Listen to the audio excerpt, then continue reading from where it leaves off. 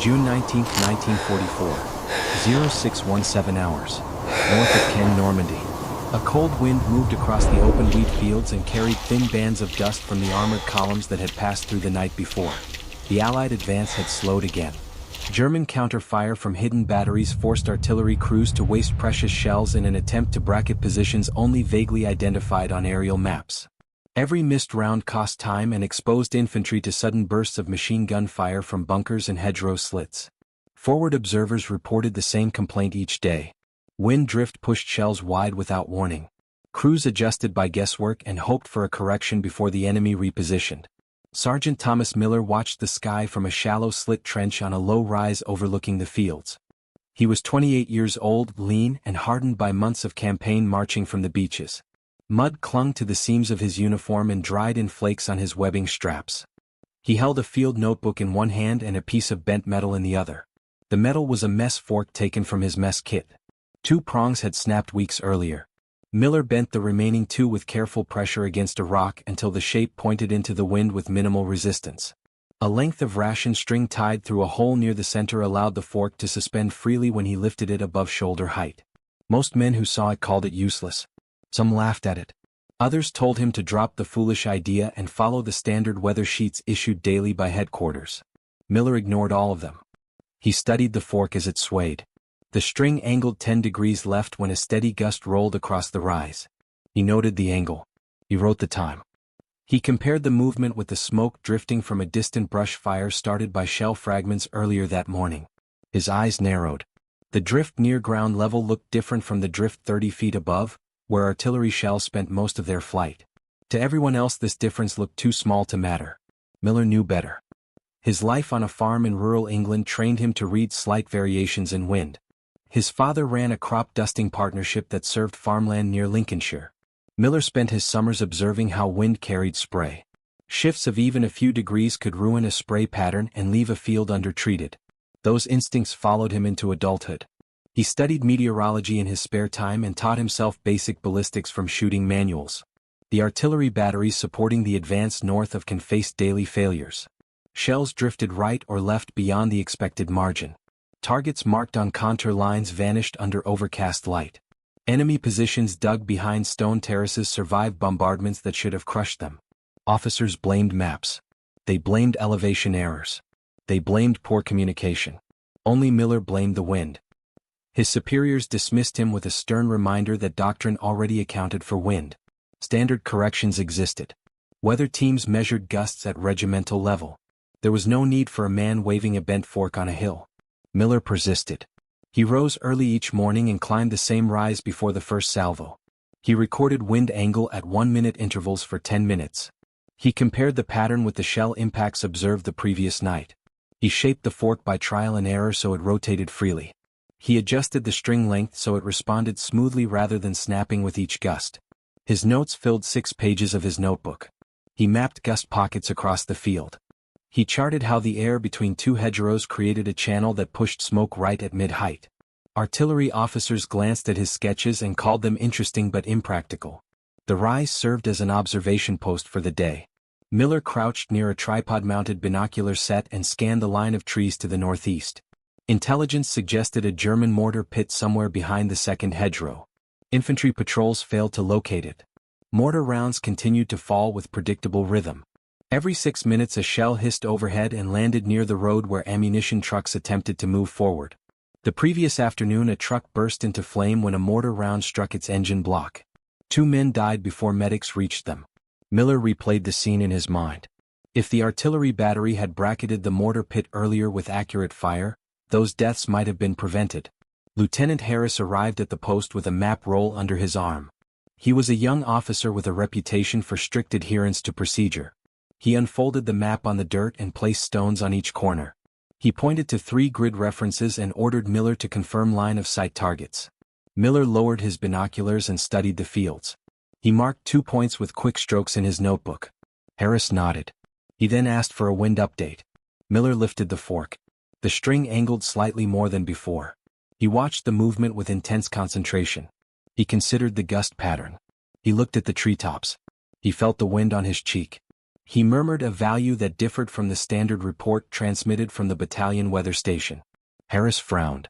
He reminded Miller that the weather station had precise instruments. Miller replied with steady confidence. The wind at ground level did not match the wind that would push a shell during the middle of its flight. The fork showed a pocket of drift forming to the northeast. If the battery fired based on the reported wind sheet, the rounds would land wide. Harris disliked deviations from doctrine. He insisted they would apply the official correction. Miller offered no argument. He only asked to watch the impacts. The radio crackled. The battery prepared to fire 3 spotting rounds. Miller pressed his eye to the binoculars. The first shell whined overhead.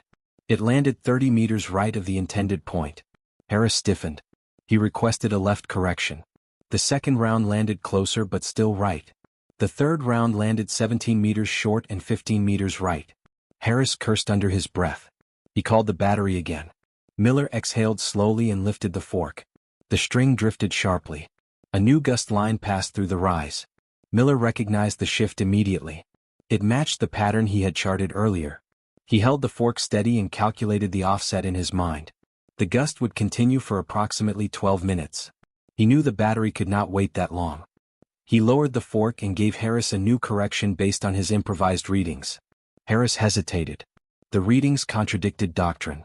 Yet the spotting rounds had already shown clear error. He gave a short nod and passed the correction to the battery. The battery prepared a 4th spotting round. Miller steadied his binoculars.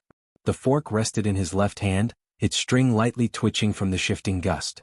The distant boom rose over the fields. The shell curved across the sky and struck within 5 meters of the marked reference point. Dirt lifted in a tight plume. The correction aligned almost perfectly. Harris lowered the radio handset slowly. He glanced at Miller with cautious surprise. The result challenged his confidence in the established procedures he lived by since officer training. Miller wrote down the angle and gust duration. He compared it with his previous notes. Everything matched. He did not smile. He did not gloat. He studied the horizon with the same calm he brought to every task. Harris knelt beside him and watched the fork in Miller's hand. The metal rotated with a subtle sway. Harris asked why a fork could detect wind better than the instruments at the weather station. Miller explained in simple terms. Weather teams measured wind at a fixed location and height. Shells traveled through multiple layers of air. Local terrain created microcurrents. The fork represented the air directly above the observer at the relevant shooting height. It was crude but responsive. It measured what the crew needed in the moment. Harris said nothing. He rose from the ground and checked the map. He contacted the battery and ordered a full fire for effect on the corrected grid. Miller prepared himself. The German mortar pit had harassed the advance for 2 days. Infantry patrols could not dislodge it. Artillery had the only reach. If the fork calculations proved accurate, the barrage might silence the pit for good. The first salvo landed across a line that cut through the hedge. Flames and smoke lifted into the morning air. The second salvo hit deeper behind the tree line. A dark plume rose from what looked like a dugout. The third salvo produced a brief flash that suggested ammunition detonation. Miller watched the tree branches shake. The pit fell silent. No mortar rounds returned fire. Harris exhaled sharply as if he had held his breath for minutes. He checked his watch and noted the fire mission in his log. He told Miller the correction would be reported to headquarters as an observation anomaly. Miller accepted the comment without reaction. The rise remained quiet for the next hour. Infantry advanced to confirm the pit had been destroyed. Reports came in. The pit was reduced to scattered debris. Several enemy bodies lay among the wreckage. The success did not bring celebration. It brought relief. The mortar teams that tormented the advance were gone. Ammunition trucks could move forward safely for the first time since dawn. Miller stayed on the rise after the infantry left. He lifted the fork again. The gust pocket faded. The string steadied. His readings returned to baseline. He wrote everything down. Harris returned to the post and observed Miller as he worked. The young officer still carried doubt but now mixed it with respect. He asked how Miller first conceived the idea. Miller explained that he tried flags, strips of cloth, and even grass tossed into the air. None gave a stable angle at mid-height. A fork with balanced prongs could act like a small rudder. It responded to the slightest change in pressure. The string kept it aligned. It was simple. It was consistent. Harris shook his head in disbelief. He remembered the first time he saw Miller assembling the device near the supply tent. He called it a distraction. Now he understood the value. He asked if Miller planned to present the concept formally. Miller said he already tried. Officers higher in the chain ignored him. They had instruments and tables. They trusted charts more than a field-made tool. Harris asked if Miller could draft a standardized method. Miller nodded and said he had the notes ready. Later that afternoon, a German counterattack formed along the East Ridge. Reconnaissance spotted infantry and half-tracks moving through a corridor shielded by tree cover. Harris and Miller relocated to another observation point. The battery prepared to fire. The weather sheet transmitted earlier claimed winds had shifted southwest. Miller lifted the fork. The string pointed southeast. The discrepancy widened with each gust. Harris hesitated again. Doctrine said the weather sheet should guide the firing solution. Miller warned that the drift at shell height differed significantly from the official report. If the battery followed the sheet, the rounds would fall behind the enemy column rather than in front. The attack gathered pace. German troops pushed toward the Allied forward line. Time ran out. Harris chose without further analysis. He reported Miller's correction. The battery complied. The first rounds landed close to the head of the column. German troops scattered. The second salvo cut the tree cover. Branches split and fell across the path. A half-track stalled when shrapnel punctured its radiator. Confusion spread among the attackers. Allied machine gun teams exploited the chaos and opened fire from a defensive ridge. The German formation faltered. Miller observed the impacts calmly. He recorded the fork's movement again. The gust pattern matched his earlier readings. Each adjustment he made proved consistent. The attack lost momentum. The Germans retreated toward the far edge of the woods. The defensive line stabilized. Harris watched the withdrawal through the binoculars and lowered them slowly. He told Miller his correction saved the line from being overrun at the vulnerable gap. Miller only nodded. He continued writing. Word of the accurate fire spread among the officers near the front. Some credited the battery. Others credited Harris. A few mentioned Miller's involvement and his strange fork tool. Most dismissed the idea as rumor. They believed no improvised device could outperform trained weather teams and calibrated instruments. Miller accepted the skepticism. He only hoped the results would speak for themselves. He knew repeated success would build credibility faster than argument. That night the sky over Normandy glowed with distant flashes from battles across multiple sectors. Miller sat near the observation post and reviewed his notebook under the dull red lens of his torch. He compiled patterns of wind behavior across the ridge lines. He organized the angles into a rough table. He compared them with the official charts. The differences alarmed him. They showed how terrain shaped wind in ways the charts never captured. Some pockets caused drift differences of up to 15 meters at typical shell flight height. Those meters decided whether a round landed on target or missed entirely. Harris returned and looked over Miller's shoulder. He asked if the charts could be adapted to include local corrections. Miller said yes. They could build a field supplement. They only needed to convince the senior officers. Harris asked if Miller wanted help with the proposal. The question surprised Miller. Harris was a strict officer who rarely questioned higher command. His support meant the results of the day had shifted his thinking. Miller closed the notebook. He said they could present the findings after the next major engagement. Results carried more weight when presented after a clear demonstration of tactical value. Harris agreed.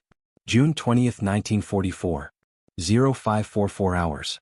A dense morning mist settled across the forward ridge. Visibility dropped to less than 50 meters. The air carried a cold heaviness that signaled an incoming pressure change. Miller recognized the pattern as he climbed the rise with his field kit and notebook. Harris followed behind him and carried the map roll under one arm.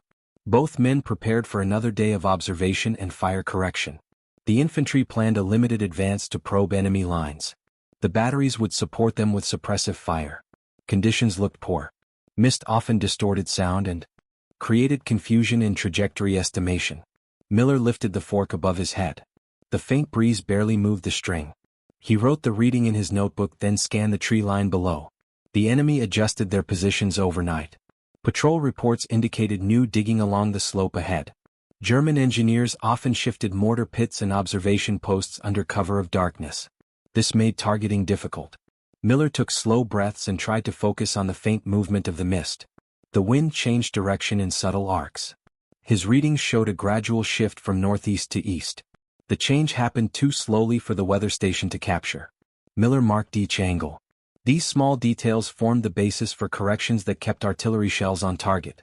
Harris unfolded the map and reviewed the planned fire missions. Several of them required precise placement to avoid hitting advancing infantry. He relied on Miller more than he cared to admit. The results of the previous day proved that Miller's corrections were not coincidence. Harris tried to understand the method. He watched the fork. He observed the way Miller positioned himself to catch the breeze at mid-height. He listened when Miller explained how terrain created low-pressure channels. Harris asked questions about airflow over ridges and how shells interacted with these currents. Miller answered each question in simple, practical terms. His approach was not academic. It was grounded in lived experience. The first mission of the day came through the radio. A German machine gun nest pinned down an Allied patrol near a shallow gully. The battery needed an accurate solution to suppress the position. Harris relayed the coordinates. Miller scanned the ridge with binoculars. He spotted faint muzzle flashes from behind a broken stone wall. He lifted the fork again. The mist thickened. The string tilted slightly left. He calculated the correction and gave the value to Harris. The lieutenant transmitted it to the battery. The first shell landed close but slightly behind the wall. The next two shells adjusted into position. The machine gun ceased fire. Infantry pushed forward and secured the gully. Miller recorded the readings again. Each success reinforced the accuracy of his improvised tool. Harris admitted quietly that he no longer doubted the fork. He doubted the doctrine instead. As the morning progressed, the mist lifted. Sunlight filtered through thin clouds and revealed the far ridge. German artillery resumed activity. Shells landed near supply points and forced trucks to scatter. The Allies needed to counter the fire to keep supply routes open. Harris and Miller moved to a secondary observation post to gain better sight lines. The ground smelled of wet earth and burned brush. The air felt unstable. Miller sensed a wind shift coming. He lifted the fork repeatedly as he walked. The string's angle changed faster than before. At the new observation point, Miller scanned the distant tree line. The enemy battery fired from somewhere behind a farmhouse ruin. Thick trees obscured the exact position. Miller watched the smoke trails above the canopy. They showed slight deviations that suggested wind pushing from the west at mid-height. He adjusted his readings accordingly. Harris called the battery. He explained they needed a quick bracket on the suspected position. The battery sent a spotting round. It soared across the field and struck 200 meters left of the target. Harris frowned. The official weather sheet predicted a southern drift. Miller lifted the fork. The reading contradicted the sheet again.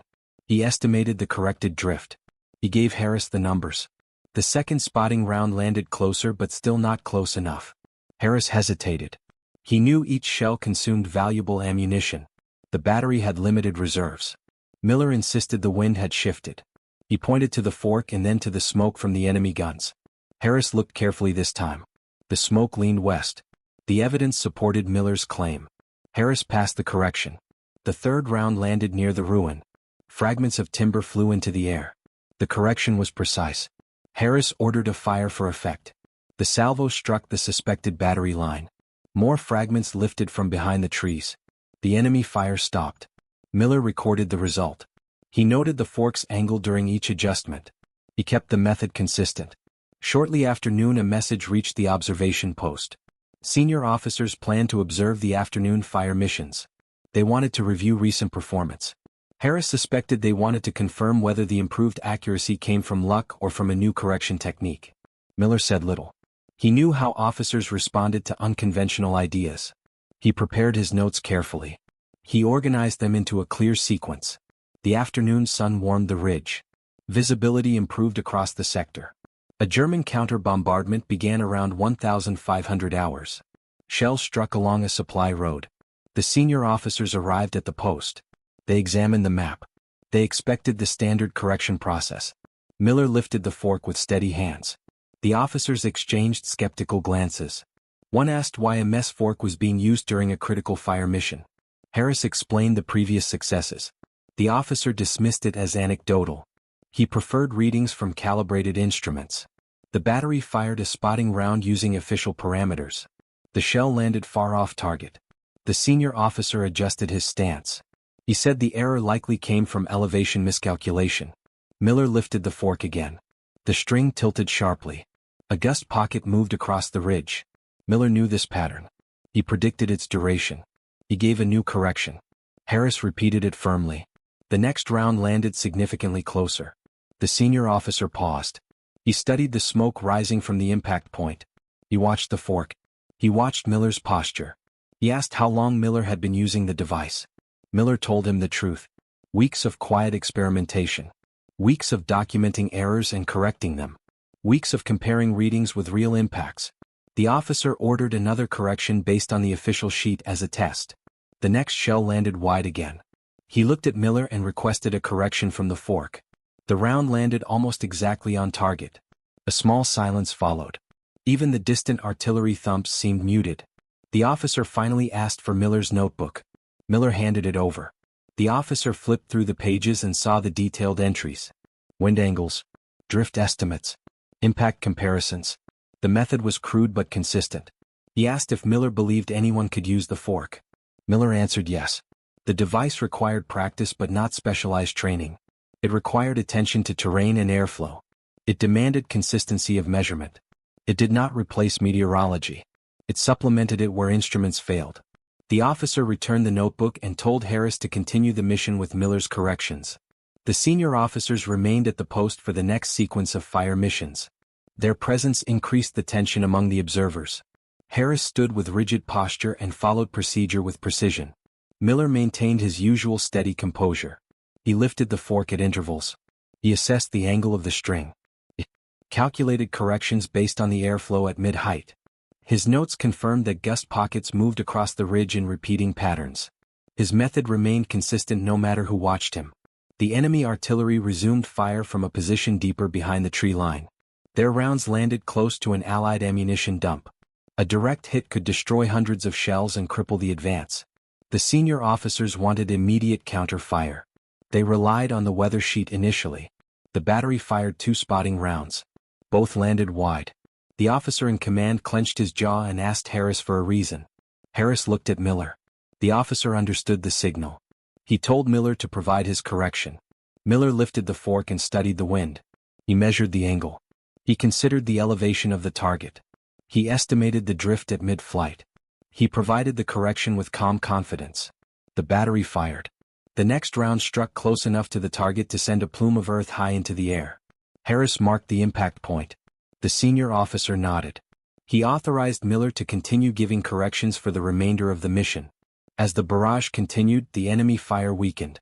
Plumes of smoke rose from the target area. Trees snapped and burned. Allied infantry advanced under the cover of the bombardment. Reports came back that the enemy battery had been neutralized. The senior officers observed the destruction with quiet satisfaction. One of them approached Miller and asked how the fork responded so quickly to changes in airflow. Miller explained again that the fork operated like a sensitive vein that aligned with the smallest pressure shifts. The string provided a consistent axis. The design was crude but adaptable. The officer asked to see the fork. Miller handed it to him. The officer inspected it. He turned it in his hand. He tested the balance of the prongs. He asked if Miller could produce a standardized design for wider use. Miller confirmed he could write clear instructions and demonstrate assembly in minutes. The officer returned the fork and said he expected a written draft by evening. The officers left the post shortly after the fire mission ended. Harris watched them depart and then looked at Miller with a mixture of relief and pride. The demonstration succeeded. Miller's method would no longer be dismissed. His correction system proved itself in front of the people who mattered. Harris thanked him. Miller replied that the results spoke for themselves. Later in the afternoon, the front experienced a short lull. The sounds of artillery faded. Machine gun fire echoed from distant sectors but did not reach their position. Miller sat on a folding stool near the observation post and began drafting the instructions. He wrote clearly and concisely. He explained the bent fork design. He described the angle of bend required for balance. He noted the ideal length of the string. He described how to hold the fork at mid-height. He explained how to read the angle relative to a reference point. He added a table of approximate drift values based on angle. He included advice on terrain-driven airflow. He wrote in practical language so any forward observer could apply the method. Harris sat beside him and watched. He asked questions about the layout of the instructions. Miller answered patiently. His handwriting remained neat despite the rough conditions. The wind moved through the grass in short waves. Miller looked up occasionally to check the sky. He sensed a change in pressure. He predicted another gust cycle would form before evening. Later that day, a runner arrived and requested Miller at the command tent. Harris accompanied him. They entered a dimly lit canvas structure filled with maps and radios. Senior officers stood around a table. One of them held Miller's notebook. Another held his draft instructions. They questioned him directly. They asked how long the method required to learn. They asked how far it could be applied. They asked whether weather stations remain necessary. Miller answered each question with clarity. He said the fork did not replace instruments. It filled the gap between general readings and immediate local conditions. It helped adjust for terrain and sudden gusts. It provided corrections in real time. The officers discussed quietly among themselves. Finally, they informed Miller that they would test his method across several observation posts the next day. They wanted comparative results with official corrections. If the fork method outperformed standard practice consistently, they would formalize it as a local supplement. Miller saluted. He left the tent with Harris. Harris looked at him and said the next day would decide everything. Miller nodded. He returned to the rise and reviewed the evening wind cycle. He lifted the fork and recorded readings. He checked his notes. He prepared mentally for the trial ahead. Night fell slowly across the ridge. The sky glowed faintly from distant fires. The wind steadied. The temperature dropped. Miller remained awake longer than usual. He wanted to understand every pattern of airflow before the tests began. At last he closed his notebook and rested. June 21, 1944. 0612 hours. The trial began at first light. Multiple observation posts reported wind data. Miller stood on the ridge with Harris. He lifted the fork and recorded the angle. A second observer nearby read from the official weather sheet. The discrepancy appeared immediately. The sheet indicated a southern drift. Miller's fork showed drift from the west. The officers noted the difference. The battery fired the first spotting round based on the weather sheet. It landed nearly 60 meters off target. The officers wrote down the result. They then ordered a correction from Miller. He measured the drift. He calculated a new value. The battery fired again. The round landed within 7 meters of the designated point. The officers recorded the result. The process repeated across multiple observation posts.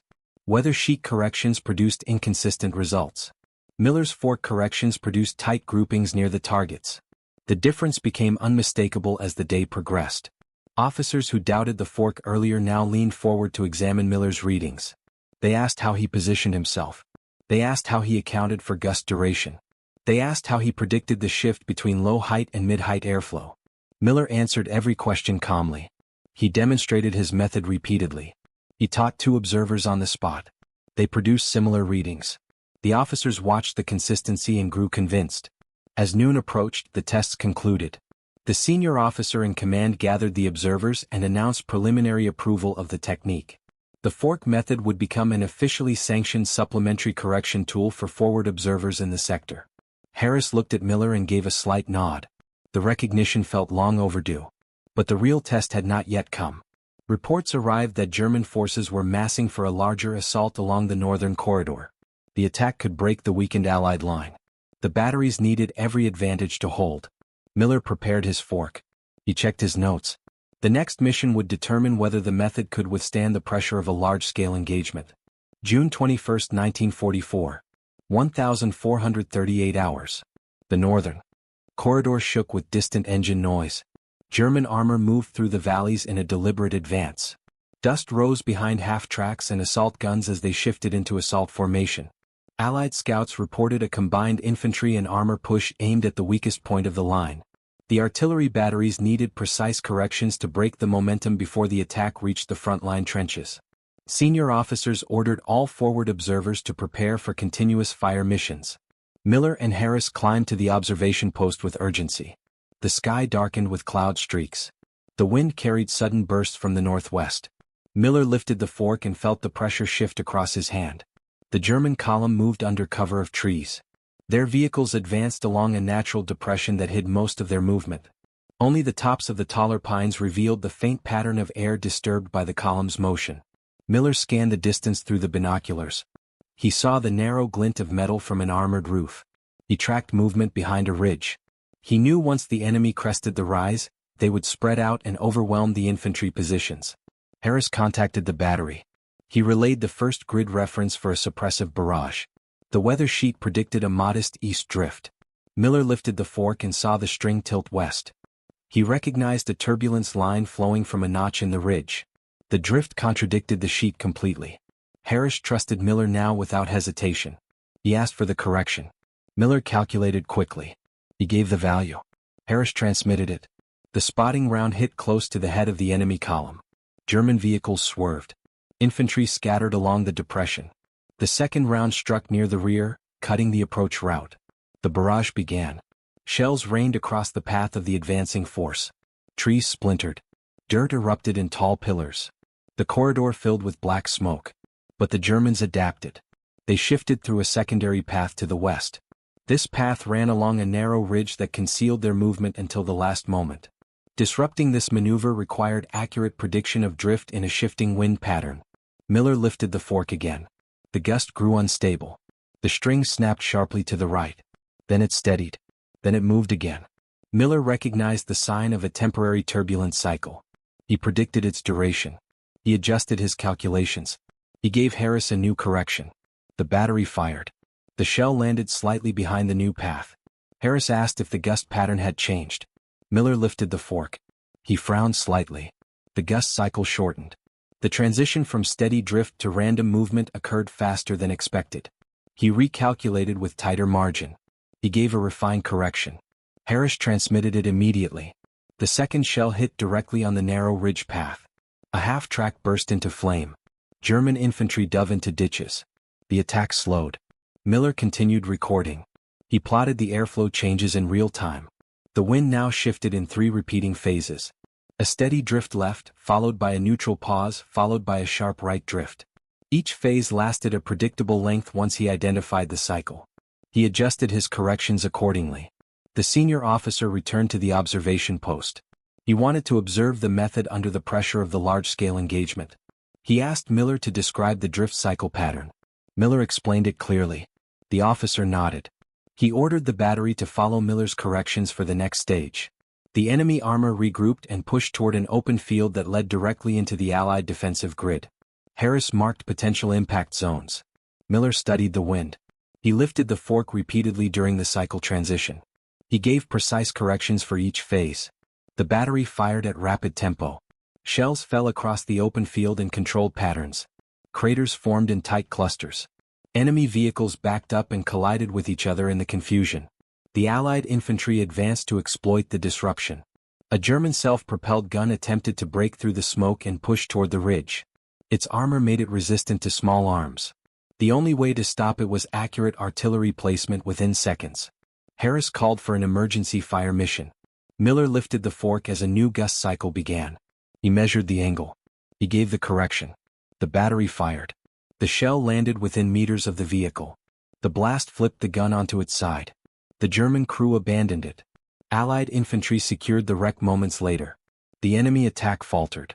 The corridor filled with destroyed vehicles. Smoke blocked their view.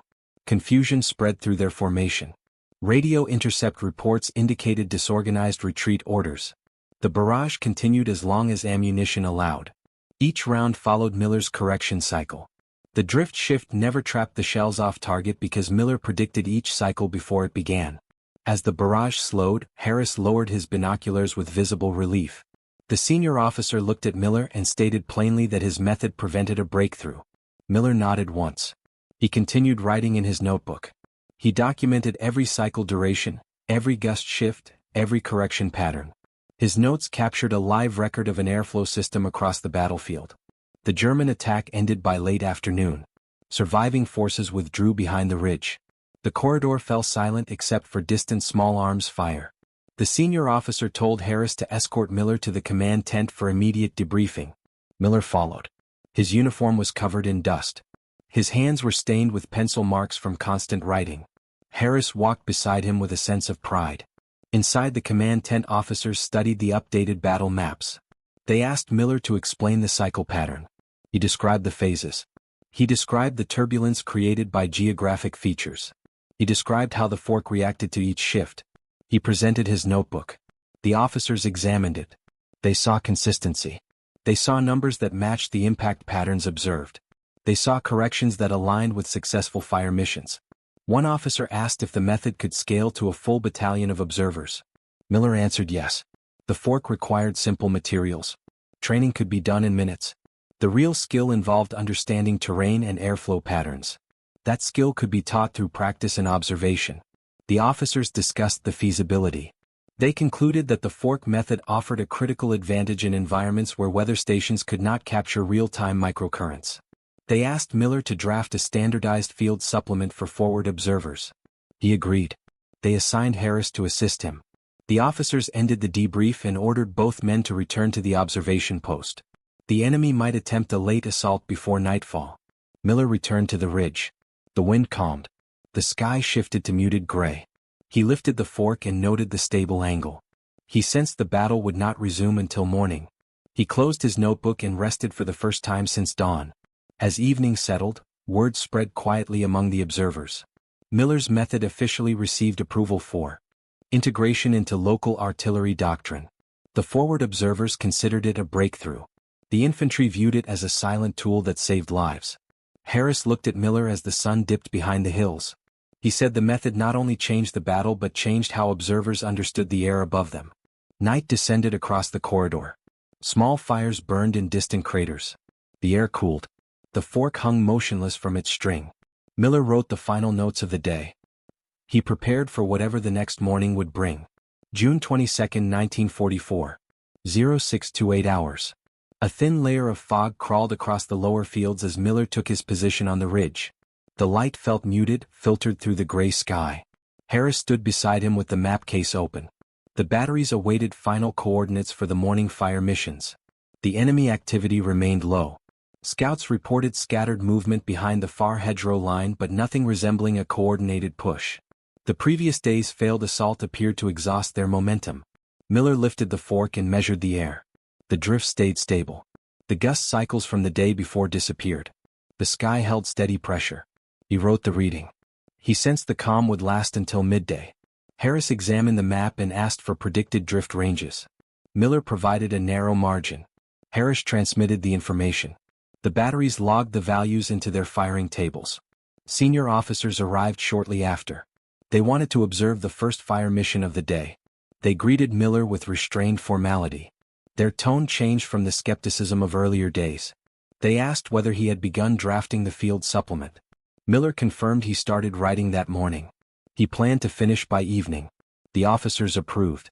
The first mission aimed to destroy a cluster of machine gun positions identified by aerial reconnaissance.